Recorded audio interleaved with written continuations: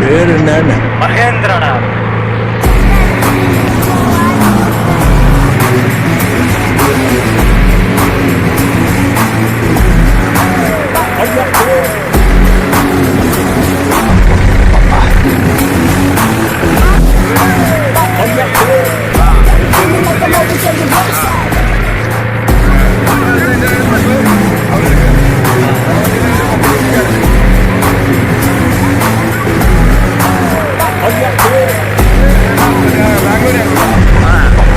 தண்ணியில மிதக்க வேண்டிய கப்பல் தரையில மிதந்து வருது.